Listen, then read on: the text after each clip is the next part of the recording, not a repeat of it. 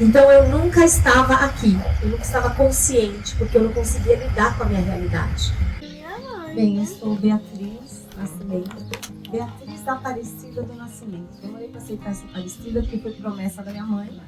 Eu falava, como que eu tenho que pagar uma promessa sem antes nascer? Tem que ter o nome, mas agora eu já fiz as pazes com Aparecida. Eu falo assim, como que a Aparecida teve que surgir antes do meu nascimento, né? Mas já fiz as pazes. Eu tenho 48 anos. E a minha história de vida, ela se dá no momento em que meus avós nordestinos, itinerantes nordestinos, vêm a São Paulo em busca de uma vida melhor. Dentre os filhos que tinham naquele momento, minha mãe era mais velha e ela teve que trabalhar desde cedo. Lá em Pernambuco ela trabalhava na roça, em São Paulo ela foi trabalhar em costura, depois como empregada doméstica, enfim. E conheceu meu pai ainda na adolescência. E eles saíam, se divertiam na noite, né, nas festas, sempre muito boêmios, isso é importante ressaltar, bebendo e dançando, muito festivos. E a minha mãe engravidou na adolescência, ali por volta dos 16 anos. Eles se casaram, veio minha irmã mais velha, depois de um tempo eu, de 3 anos, depois de 3 anos o meu irmão. Então, aos 25 anos mais ou menos, minha mãe já tinha 3 filhos. E o meu pai, ele trabalhava viajando com postos artesianos. E minha mãe ainda tinha que dar conta da casa, dos filhos, trabalhar. E meu pai com a boemia da noite. Então minha mãe tinha que lidar com todas essas questões. Sem estrutura emocional para isso, ela foi se refugiar no álcool. Suas dores, tentar aliviar no primeiro momento no álcool. E aí se descobriu uma alcoolista, né? Ou como alguns chamam, alcoólatra. Por muitos anos, isso até os meus 15 anos de idade. Nossa infância foi muito sofrida por isso, mas também alternava com alegria, com ludicidade, brincadeiras. Mas o meu sonho de infância era diferente de muitas crianças que desejavam um brinquedo, ou uma viagem para Disney ou para um parque. Eu desejava que minha mãe parasse de beber. Era o nosso sonho. Porque as dores de uma mãe alcoolista, alcoólatra, é muito intensa, esses registros. E eu me lembro, eu não tinha uma religião, mas já fui em várias. Minha mãe já nos levou para centro espírita, católica, eu fui batizada, frequentei algumas evangélicas, enfim. Só que chegou até mim uma pulseirinha da Aparecida, né, lá do Nordeste que eles têm, e eu fiz o pedido, aqueles 3 nós que você dá. Os meus nós eram qual? Que a minha mãe parasse de beber. A minha fé era tamanha naquilo, e eu fui acreditando, quando ela se arrebentasse, iria acontecer isso. Mas nesse ínterim, eu tive um namorado dos 13 para 14 anos em São Paulo, nesse dia, e ele faleceu num acidente trágico, lá em São Paulo, num acidente de carro, e ele foi enterrado no dia que ele completaria 18 anos. O dia que ele nasceu, o dia que ele foi enterrado. Aquilo para mim foi uma dor tremenda, intensa.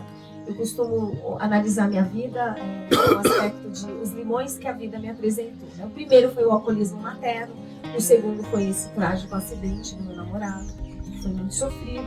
E eu procurei refúgio em algum lugar que me desse conforto com relação à morte. O que era a morte? Então eu fui para uma religião naquele momento.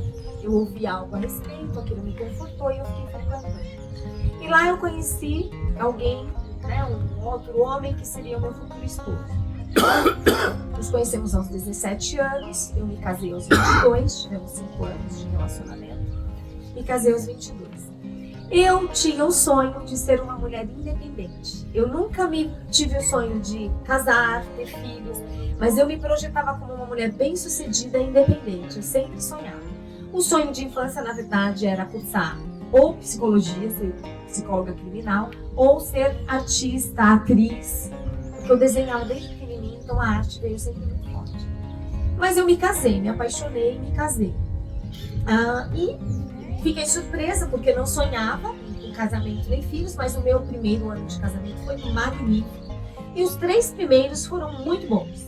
Só que no meu 3º ano de casada, eu estava com fortes dores no estômago, né, estomacais. Naquela época eu lecionava, eu fiz magistério. E isso foi em dezembro de 2002 que eu comecei a sentir. Então eu bebi um suco de maracujá ou algum plasma refrigerante e sentia queimar. E aí não procurei médico. Passou o primeiro semestre, 2003, as dores se intensificaram. Eu lecionava de manhã e à tarde, só que as dores vieram tamanha que eu me debruçava, deitava assim, nas mesas da sala de aula, propunha atividade para as crianças e deitava, para conseguir suportar a dor, uma posição fetal. Até que nas férias de julho de 2013 eu procurei médico, fiz os exames, a bateria, e deu que eu estava com câncer de estômago, um adenocarcinoma gástrico, e que em 15 dias eu tinha que fazer uma cirurgia total para retirada do meu estômago. E até então não sabia que a pessoa vivia sem estômago, né? Então esse foi outro limão que a vida me apresentou, juntamente com uma quimioterapia bastante desafiadora. E daí eu saí de 58 quilos nesse período para 38 quilos. Então eu já sou magra, hoje eu tenho em torno de uns 56, imagina 20 anos. E aí com várias cicatrizes no abdômen, eu fiquei entre a vida e a morte com a quimioterapia, né? E na cirurgia eu retirei o estômago, parte do esôfago, parte do intestino, depois eu tirei a vesícula e a apêndice. Eu costumo brincar que eu sou o homem de lata do Mágico de Oz, né? Eu tenho um coração aqui batendo, preciso ter, que eu sou artista, né? E daí que, com tudo isso, eu falei, nossa, o que eu vou fazer com esse limão, né? Mas vamos lá, vou passar por mais esse também. Fui me recuperando com o tempo. 3 anos após, ainda no período da recuperação, o ex-marido chegou pra mim e falou assim, nós tínhamos 12 anos de relacionamento e íamos completar 7 anos de casado. O que você vai fazer da sua vida? Naquele momento eu estava cursando o primeiro semestre da faculdade de psicologia. E eu sonhava em ser professora universitária. Eu falei, eu vou fazer um mestrado, né? Eu vou ser professora universitária. Mas por que você está me dizendo isso? Ah, porque eu caí. Eu caí como, né? Porque isso não, eu adulterei e ela está grávida, né? E aquilo pra mim foi o outro limão que a vida me apresentou. Eu fiquei muito maluca, desestruturada, né? Naquele dia caiu minha estrutura, assim. Porque no único dia eu perdi o referencial de estado civil, de casa, de cidade, de trabalho, de religião. Não tinha estrutura nenhuma, eu só tinha 29 anos e eu estava me recuperando ainda 3 de um câncer. E aí eu me separei. E aí eu me descobri aqui, porque eu me separei com muitas dores. Eu vim ao longo dos anos com muitas dores e feridas, embora fazendo terapia, né, psicoterapia desde os 19, eu estava com 29, fazia 10 anos, mas eu fazia terapia, saía, fazia assim, sim. Eu fui me refugiar no álcool. Tanto que no dia que eu soube, eu fui para um bar, saí de casa, fui para o bar e pedi uma tequila. Pedi uma tequila e uns pastéisinhos, e chorando muito, e o garçom falou assim pra mim, tudo passa, eu nunca esqueci. E aí eu saí de casa, sem estrutura financeira, sem nada. E aí eu comecei a ir pra noite. Eu tive uma vida de baladas, muita noite, vida noturna, diariamente, não só aos finais de semana, só que eu me anestesiava com álcool à noite. E de manhã, quando eu chegava, porque eu chegava em casa sempre de manhã, eu bebia o Rivotril para dormir. Então eu nunca estava aqui, eu nunca estava consciente, porque eu não conseguia lidar com a minha realidade. O que estava se passando, o que estava acontecendo, eu queria sempre estar anestesiada. Porque o meu chão havia ruído. Eu casei, foi um casamento a vida inteira, dentro daquele contexto que eu acreditava. E assim foram muitos anos.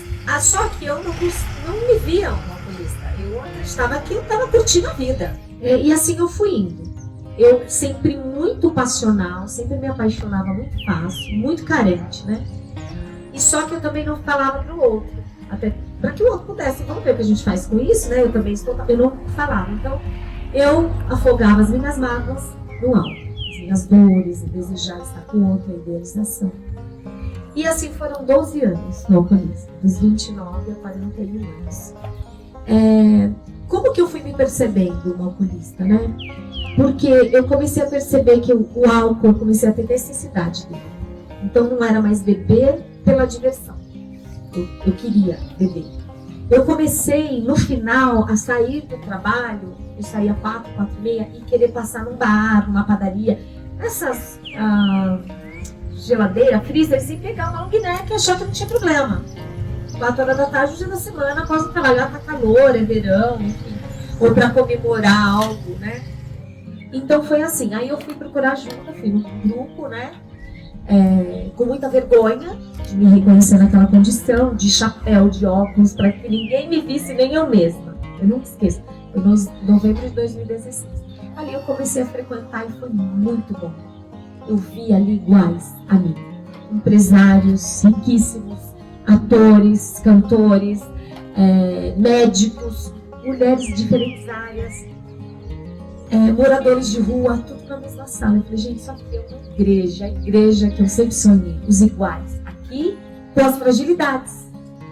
Porque é isso que o humano é, ele é frágil, ele é vulnerável. Então eu estou no lugar que eu deveria estar. E aí eu comecei a amar estar ali e ouvir as partilhas, como aqui, são livros humanos ali, mostrando as suas fragilidades. E eu olho para minha vida, para minha história, e vejo que ela é tipo a Feira do Rolo, da 25 de março, tem de tudo um pouco. Então, teve doença, teve traição, teve dependência química, né? De tudo tem um pouco. Teve divórcio, ora eu fui solteira, ora eu fui casada, ora, né? Então, hoje, eu entendo que compartilhar a minha história é poder contribuir para que outras pessoas também possam se ressignificar as suas. Independente da onde nós estivermos, nós podemos fazer uma história diferente. E as nossas histórias, elas não são sem dores. Elas têm as suas dores. Precisamos olhar para essas dores. Precisamos chorar essas dores. Homem não chora. Tem até um curta que eu vou compartilhar com vocês. Homem, menino não chora. Nós choramos porque temos as dores, mas temos também alegrias. E poder estar aqui hoje, uma sobrevivente. Eu sou uma sobrevivente. Então, seria um egoísmo meu se eu não contasse a minha história. Eu não tenho do que me envergonhar. Também não me orgulho, porque sei quão frágil eu sou. E sei também que muito da minha força está nessa ligação aqui, não está em mim, só apenas. Então, eu agradeço à Biblioteca Humana por essa oportunidade de partilhar a minha história e desejo que, ao ouvi-la, de alguma forma ela possa contribuir com você, ou se você levar para outra pessoa, para que outra pessoa não se envergonhe da história dela, que é única, porque nós somos únicos, com as nossas sombras e luzes, dores, né, e alegrias, forças e fraquezas, efeitos, qualidades, porque nós somos humanos.